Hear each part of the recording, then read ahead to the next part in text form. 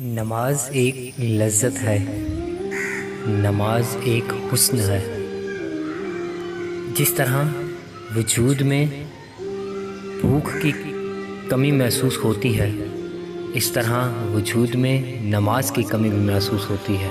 وہ کیسے کہ ایک شخص ہے، اگر وہ دن کے وقت کھانا نہیں کھاتا، صبح کے وقت ناشتہ نہیں کرتا اور رات کے وقت کھانا نہیں کھاتا تو وہ نڈھال سا ہو جاتا ہے۔ سارا دن وہ پانی نہیں پیتا تو اس کے جسم میں کمزوری سی محسوس ہوتی ہے، گویا اس کی وجود کی ضرورت پوری نہیں ہو رہی۔ اور اسی طرح نماز جو ہے وہ روح کی ضرورت ہے، روح کی غذا جو ہے وہ نماز ہے۔ اور جب تک آپ نماز نہیں پڑھیں گے تو آپ زندہ نہیں، گویا آپ کا وجود تو ہے لیکن آپ کی روح زندہ نہیں ہے، کیونکہ روح کی جو غذا ہے وہ نماز ہے۔ اور آج ہم نماز کئی ہفتوں سال گزر جاتے ہیں، ہم نماز نہیں پڑھتے، تو گویا ہم اپنی روح کی غذا کو پورا ہی نہیں کر رہے۔ تو ادھر تو اگر کھانا نہ کھائے بندہ تو وہ 3 سے 4 دن بمشکل زندہ رہ سکتا ہے، اور یہ تو سال کی بات ہے۔ تو پھر آپ خود سوچ لیجئے، خود تصور کیجئے، خود اپنا محاسبہ کیجئے کہ آپ کی روح کس قدر زندہ ہے۔ ارے بھائی، اگر آپ کے پاس بنگلہ ہے، گاڑی ہے، نوکر چاکر ہے، گھر کے تمام لوگ ہنسی خوشی زندگی بسر کر رہے ہیں، لیکن اس گھر میں اگر نماز نہیں پڑھی جا رہی نا تو پھر سوچ لیجئے کہ وہ گھر نہیں قبرستان ہے، اور اس میں رہنے والے لوگ وہ لوگ زندہ نہیں بلکہ مردہ ہے، کیونکہ ان کی روح تو مر چکی ہے۔ جب روح کو غذا ہی نہیں مل رہی تو وہ زندہ کیسے رہ سکتی ہے؟ کریم آقا علیہ الصلوۃ والسلام نے فرمایا کہ اپنے گھروں کو قبرستان نہ بناؤ، یعنی اپنے گھر میں ایک ایسی جگہ مخصوص کر لو جس میں آپ نماز ادا کرو۔ جو مرد حضرات ہیں وہ مسجد میں جا کر نماز ادا کریں، اگر ہو سکے تو نوافل اور سنت وہ گھر پڑھیں۔ اس طرح یہ گھر قبرستان نہیں بنے گا، اور اس میں رہنے والے لوگ بھی مردہ نہیں کہلائیں گے، کیونکہ ادھر نماز پڑھی جاتی ہے۔ ایک دفعہ کریم آقا علیہ الصلوۃ والسلام سے ایک صحابی جو نابینا تھے، انہوں نے عرض کیا، اللہ کے رسول، میں دیکھ نہیں سکتا تو کیا میں نماز مسجد میں جا کے پڑھوں؟ تو کریم آقا علیہ الصلوۃ والسلام نے فرمایا کہ کیا تمہارے کانوں میں اذان کی آواز آتی ہے؟ تو اس پر انہوں نے جواب دیا، جی آتی ہے۔ تو اس پر کریم آقا علیہ الصلوۃ والسلام نے فرمایا کہ تم گھر میں نماز نہیں پڑھ سکتے بلکہ مسجد میں جا کر نماز پڑھو گے، اور یہ فرض نماز کے بارے میں وعید ہے۔ اور ہم گلی کی نکڑ پر مسجد ہوتی ہے اور ہم گھر میں نماز پڑھ لیتے ہیں، اس سے بھی منع فرمایا گیا ہے۔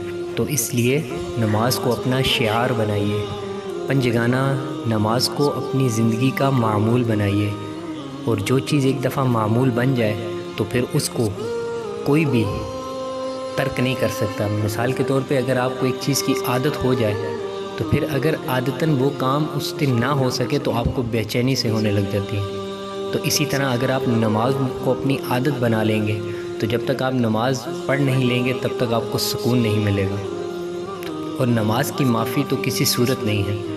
اس پر اگر کسی کے پیچھے دشمن لگا ہوا ہو اور وہ سمندر میں چھلانگ لگا دے تو وہ دشمن بھی اس کے پیچھے چھلانگ لگائے، تو اسی دوران نماز کا وقت ہو جائے، حالانکہ ہے تو وہ پانی میں، چھوٹ ہوتی تو اس کو ہو سکتی تھی، لیکن پھر بھی فرمایا کہ وہ جس سمت چل رہا ہے، اگرچہ قبلے کا تعین اس سے نہیں ہو پا رہا، لیکن وہ پھر بھی نماز ادا کرے، پانی کے اندر ہی نماز ادا کرے۔ اور آج ہمارا کیا عالم ہے، ہم گھروں میں بیٹھے ہوئے ہیں، قریب ہمارے مسجدیں ہیں، 5 وقت دن میں مؤذن حی علی الصلاۃ کی صدائیں بلند کر رہا ہے، اور ہم اس کو پس پشت ڈال کر ہم اپنے روزمرہ کے کاموں میں لگے ہوئے ہیں۔ ارے نماز کی معافی کسی صورت نہیں ہے۔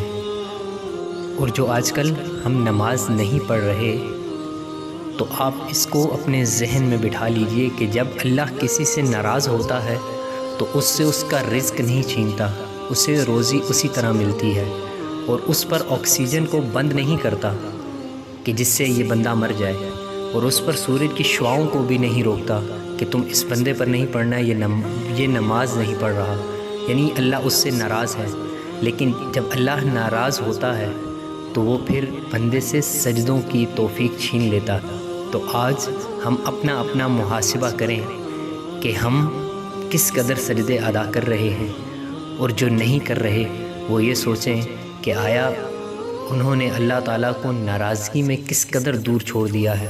الصلاۃ عماد الدین، نماز دین کا ستون ہے۔ ستون اس چیز کو کہتے ہیں پلر، یعنی آپ جب گھر تعمیر کرتے ہیں تو اس میں جو پلر لگائے جاتے ہیں، جو بنیادوں کا کام کرتے ہیں، جس پر عمارت مضبوطی سے کھڑی ہوتی ہے، آپ اگر وہ پلر مضبوط نہیں بنائیں گے تو کیا عمارت اپنی جگہ پر قائم رہ سکے گی؟ سوال ہی پیدا نہیں ہوتا۔ تو اسی طرح نماز جو ہے یہ دین کا ستون ہے، اور جب ہمارا ستون ہی خراب ہوگا تو پھر آپ کیسے تصور کر سکتے ہیں کہ جو آپ کا دین کی جو عمارت ہے وہ بہتر طریقے سے کھڑی ہو سکتی ہے۔ تو اس لیے نماز کو اپنا شعار بنائیے، اور وہ لوگ جو یہ کہتے ہیں کہ یار اچھا کل سے ہم نماز پڑھیں گے، اچھا یہ جمعہ آ رہا ہے 2 دن بعد، انشاءاللہ جمعے سے ہم نمازیں پڑھیں گے۔ ارے بھائی، وہ جمعہ آپ کا کبھی آنا ہی نہیں ہے جس میں آپ نے یہ کہا کہ میں اس جمعے کو نماز پڑھوں گا۔ جو کرنا ہے آج سے کرنا ہے، ابھی سے کرنا ہے۔